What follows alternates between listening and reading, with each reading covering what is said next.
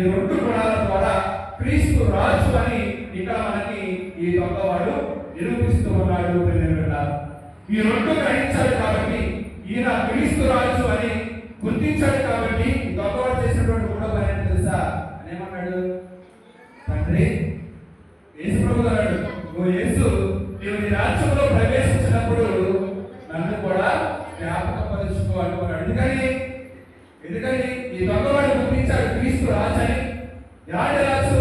శాంతి కలిగినటువంటి రాజు, క్షమించే రాజు, ప్రజల కోసం ప్రాణాన్ని పెట్టి వారిని రక్షించుకునే రాజు అని, నిజమైనటువంటి దేవుడని ఆయన గుర్తించాడు. కాబట్టి తాను చేసినటువంటి తప్పులకి, తాను జీవించినటువంటి ఈ అవినీతి జీవితానికి తనకు వచ్చే ఫలితం నరకమని గుర్తించి ఆ పాపానికై, తాను చేసినటువంటి ఘోరాలకి పశ్చాత్తాపాన్ని వ్యక్తం చేస్తూ, అయ్యా నీ రాజ్యానికి వెళ్ళినప్పుడు నన్ను కూడా గుర్తుంచుకో, నేను అనుభవిస్తున్నటువంటి శిక్ష నాకు సమతమైనదే, ఎందుకంటే నేను తప్పు చేశాను కాబట్టి నాకు ఈ శిక్ష, కానీ ఏ తప్పు చేయకపోయినా మా అందరి కోసం ఈ శిక్ష అనుభవిస్తూ కూడా నువ్వు చాలా గొప్పవాడు అని చెప్పి క్రీస్తు ప్రభు యొక్క ఆ రాజ్యాన్ని గుర్తించి, ఈ దొంగవాడు నన్ను కూడా రాజ్యంలో గుర్తించుకో అని ఆ పశ్చాత్తాపాన్ని ఇక్కడ ఈ దొంగవాడు వ్యక్తం చేయడాన్ని మనం చూస్తూ ఉన్నప్పుడు ఏంటంటే యేసు